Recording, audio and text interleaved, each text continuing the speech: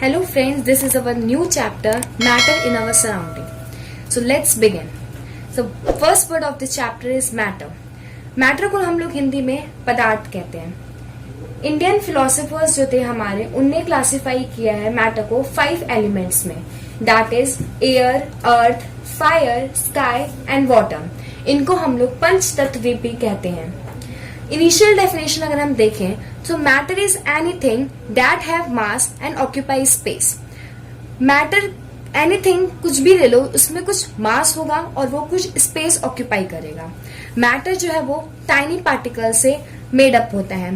अब ये tiny particles मतलब छोटे छोटे पार्टिकल से मिलके बना होता है. अब कुछ इनके जो नेचर होगा इन पार्टिकल्स का, कैरेक्टरिस्टिक्स, वो सब हम लोग बाद में पढ़ेंगे. इनके कुछ एग्जाम्पल्स देख लेते हैं. नोटबुक हो गया, पेन हो गई, इरेजर, ग्लास, स्टार्स एक्सेट्रा. सारे जैसे नोटबुक है, ये नोटबुक रखी है, इसका कुछ मास है और वो कुछ पर्टिकुलर स्पेस ऑक्यूपाई कर रही है. सो ये हमारा मैटर का एग्जाम्पल है. अब एक इम्पॉर्टेंट कॉन्सेप्ट आता है जो difference between mass and weight. ये बहुत कंफ्यूजिंग लगता है कुछ स्टूडेंट्स को, but it is not like that. बहुत कंफ्यूज है. अगर हम मास की बात करें तो actual matter in the body, हमारी बॉडी में एक्चुअल मैटर जो होता है वो हमारा मास होता है. मींस अगर हमारी बॉडी, सपोज हमने वेट अपना कैलकुलेट किया, सो हमारा आया 50 kg. सो 50 kg क्या होगा, हमारा मास होगा, क्योंकि वो हमारा एक्चुअल मैटर तो है बॉडी का. और ये हमेशा कांस्टेंट होता है. मींस अगर हम ये मास होगा अर्थ पे 50 kg आया, सो ये मून पे भी 50 kg ही आएगा. कहीं पे भी ले लो ये 50 kg है, क्योंकि ये हमारा होता है कांस्टेंट. बट अगर हम वेट की बात करें तो वेट क्या है, एक फोर्स है. फोर्स है. अगर हम ये मास और into acceleration due to gravity, mass हो गया हमारा 50 kg, सपोज यही ले लेते 50 kg आया था, और एक्सेलरेशन ड्यू टू ग्रेविटी, हमारी अर्थ की ग्रेविटी 9.8 है, हम लोग 10 लेते हैं, और इसमें हम लोग 50 kg मास हो गया इनटू क्या हुआ, ग्रेविटी कितनी, 10 न्यूटन ले लिया हमने. सो कितना आ गया, 50 इंटू 10, दैट इज 500 न्यूटन. ये हमारा क्या होगा, वेट होगा.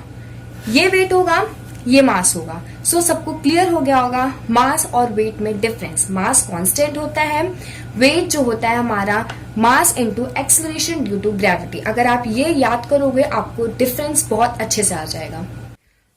स्टूडेंट्स, अभी तक हम लोग ने पढ़ा मैटर क्या होता है. अब हम लोग मैटर के बारे में 3 चीजें पढ़ेंगे. पहली, physical nature of matter. Matter का हम लोग फिजिकल नेचर पढ़ेंगे. Second, characteristics of particles of matter. Particles of matter की क्या कैरेक्टरिस्टिक्स हैं वो पढ़ेंगे. And third, states of matter. Matter की क्या क्या स्टेट्स हैं वो सब हम लोग सेपरेटली एनालिसिस करेंगे. उनकी क्या कैरेक्टरिस्टिक्स हैं, क्या प्रॉपर्टी हैं, क्या नेचर है, सभी को हम लोग सेपरेटली पढ़ेंगे. So let's begin. Okay student, first topic है हमारा physical nature of matter. Matter का फिजिकल नेचर क्या है, मैटर किन चीजों से बना है. सो फिजिकल नेचर के हमारे 2 चीजें आती हैं. पहली चीज क्या है, matter is made up of particles. Matter क्या है, पार्टिकल से मेड अप ऑफ है. उसके अंदर क्या पार्टिकल्स, कौन से particles, atom and molecule. Atom क्या है, स्मॉलेस्ट यूनिट होती है मैटर की. मतलब एटम इतने छोटे होते हैं जो हमारी नेकेड आइट से विजिबल भी नहीं होते हैं. और जो ग्रुप ऑफ एटम होता है उसे हम लोग मॉलिक्यूल कहते हैं. अब एक एक्सपेरिमेंट देखते हैं. इस एक्सपेरिमेंट में हमने एक बीकर था, उसमें वाटर था. उस वाटर में हमने थोड़ा सा सॉल्ट जो है उसको मिक्स किया. उसको हमने रखा और देखा कि उसमें जो है वाटर लेवल जो है वो इंक्रीज ही नहीं हुआ. तो जो उसमें सॉल्ट के पार्टिकल्स थे वो गए कहाँ.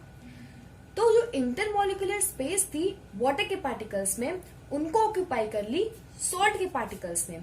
तो क्या हुआ ना, इससे हमारे 2 कंक्लूजन निकले. पहला, intermolecular spaces are occupied by salt, और दूसरा, matter is made up of particles. Next thing अब पढ़ेंगे हम लोग, how small are these particles. ये जो पार्टिकल्स हैं जो मैंने बताया एटम और मॉलिक्यूल, वो इतने स्मॉल होते हैं जो कि हमारी आंखों से भी विजिबल नहीं होते हैं. उनको विजिबल करने के लिए स्पेशल माइक्रोस्कोप की जरूरत होती है। नॉर्मल माइक्रोस्कोप से विजिबल नहीं होते हैं। स्पेशल माइक्रोस्कोप होता है, that is scanning tunnelling microscope, STM। ये भी कोई क्लियर इमेज नहीं देता है, ये बस ऐसे कॉन्सेंट्रेशन ऑफ एटम्स दिखेगा, क्लियर इमेज नहीं दिखेगा कि ये एक एटम है, ये धुंधली इमेज देगा, ब्लरी इमेज देगा आपको। ये जो होता है नॉर्मली यूज नहीं होता है। नॉर्मली हम लोग एटम्स को ये मान लीजिए कि नहीं देख पाते। Okay, characteristics of particles of matter. Matter के पार्टिकल्स के अब कैरेक्टरिस्टिक्स पढ़ेंगे। इसमें हमारी 3 चीजें आती हैं। पहला आता है particles of matter have space between them, जो कि हमने प्रीवियस एक्सपेरिमेंट में पढ़ा। इंटरमोलिकुलर स्पेस थी वाटर के पार्टिकल्स में, शुगर के पार्टिकल्स ने उसको ऑक्यूपाई कर ली थी। नेक्स्ट हम पढ़ेंगे it attracts each other, means particles of matter एक दूसरे को अट्रैक्ट करते हैं।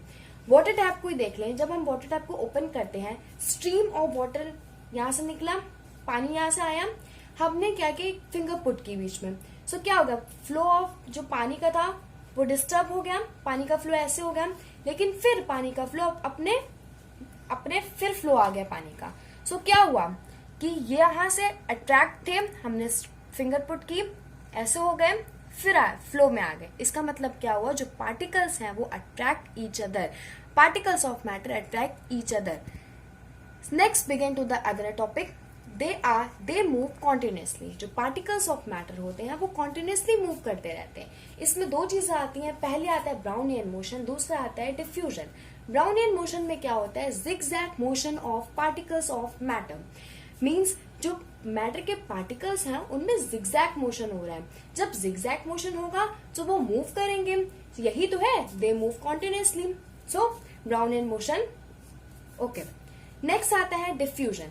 डिफ्यूजन में क्या होता है, intermixing of particles of matter. Suppose यहाँ एक बीकर है, उसमें वाटर है, हमने एक ब्लू कलर की इंक की 2-3 ड्रॉप उसमें डाल दी, उसको हमने साइड में रख दिया। 4-5 मिनट बाद देखेंगे कि वो पूरे में स्प्रेड हो जाएगी, उसका कलर कैसा हो जाएगा, ब्लू हो जाएगा। तो क्या हुआ, इंटरमिक्सिंग हुई दोनों पार्टिकल्स ऑफ मैटर की। सो ये डिफ्यूजन हुआ। इसी से क्या प्रूव होता है, दे move continuously, means particles of matter move continuously. अब क्या होता है, ये यहाँ दिया है, kinetic energy is depend on temperature.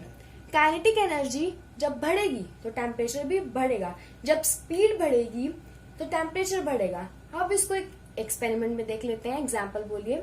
Suppose जब हम लोग चीनी शुगर सिरम बनाते हैं, जब एक हॉट वाटर लेते हैं तो शुगर सिरम जल्दी बनता है, जब गर्म पानी में चीनी को मिलाएंगे तो वो जल्दी मिलेगी, और जब ठंडे पानी मिलाएंगे देर में मिलेगी। तो क्या हुआ, यहाँ पे क्या था, स्पीड तेज हुई, किससे, टेम्परेचर से। वही है kinetic energy, directly proportional to temperature. Okay okay, हमारे टॉपिक नेक्स्ट है states of matter. States of matter के अंदर 3 चीजें आती हैं, solid, liquid and gas. Solid, यहाँ पे देख रहे हैं जैसे आप, सॉलिड के पार्टिकल्स हैं वो बहुत क्लोजली पैक्ड हैं, क्योंकि इसमें सपोज ये सॉलिड के पार्टिकल्स हैं, इनके बीच में जो अगर आप देखें इंटरमोलिकुलर स्पेस बहुत कम है, इसीलिए जो पार्टिकल्स क्या हैं, क्लोजली पैक्ड हैं। अगर लिक्विड के पार्टिकल्स को देखें तो इसमें इंटरमोलिकुलर स्पेस थोड़ी ज्यादा है सॉलिड से, सो इसके पार्टिकल्स लूजली पैक्ड हैं। अगर हम गैस की बात करें तो इसमें इंटरमोलिकुलर स्पेस और ज्यादा है, सो इसके पार्टिकल्स क्या है, फ्री टू मूव। नेक्स्ट आता है हमारा डेफिनेट शेप। अब जो सॉलिड के पार्टिकल्स होते हैं बहुत क्लोजली पैक्ड होते हैं, और इनमें क्या होता है, फोर्स ऑफ अट्रैक्शन जो होता है वो ज्यादा होता है, तभी तो क्लोजली पैक्ड है। सो इनकी शेप कैसी होती है, डेफिनेट होती है। इनमें क्या होता है, फोर्स ऑफ अट्रैक्शन कम होता है, तभी इनकी जो डेफिनेट शेप नहीं होती है। और जो गैस होता है उसमें फोर्स ऑफ अट्रैक्शन बहुत कम होता है और इनकी डेफिनेट शेप नहीं होती है। नेक्स्ट आता है हमारा high density. High density means जो हमारा पर यूनिट वॉल्यूम होती है उसमें मास ज्यादा होता है सॉलिड में। सपोज ये पर यूनिट वॉल्यूम है, इसमें जो मास होगा, क्योंकि क्लोजली पैक्ड है, सपोज ये क्लोजली पैक्ड है तो इनका मास क्या होगा, ज्यादा होगा। जब मास ज्यादा होगा तो क्या होगा, डेंसिटी ज्यादा होगी। इसमें क्या है, पर यूनिट वॉल्यूम में मास कम हो जाएगा, क्योंकि सपोज ये पर यूनिट वॉल्यूम में जो पार्टिकल्स वो क्या है, लूजली पैक्ड है, मास कम हुआ, डेंसिटी कम हुई। गैस में क्या हुआ, मास कम हुआ, डेंसिटी कम हुई। सो इसमें क्या होता है, लोवेस्ट डेंसिटी होती है, इसमें लोअर डेंसिटी होती है। अब आ जाते हैं फिक्स्ड वॉल्यूम। जो सॉलिड में क्या होता है, फिक्स्ड वॉल्यूम होती है। इन लिक्विड इनका भी फिक्स वॉल्यूम होता है, क्योंकि जो नंबर ऑफ पार्टिकल्स होते हैं वो तो फिक्स होते हैं। नेक्स्ट आता है गैस।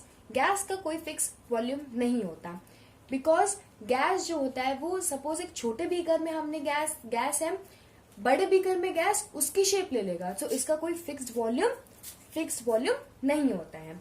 नेक्स्ट आता है हमारा नेग्लिजिबल कंप्रेसिबिलिटी।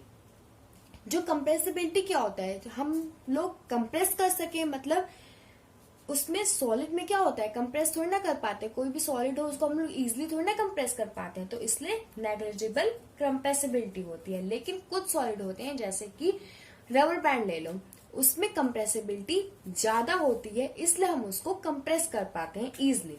नेक्स्ट आता है, लेकिन लिक्विड को कर लेते हैं और गैस को तो आराम से कर लेते हैं, क्योंकि उसकी कंप्रेसिबिलिटी ज्यादा होती है।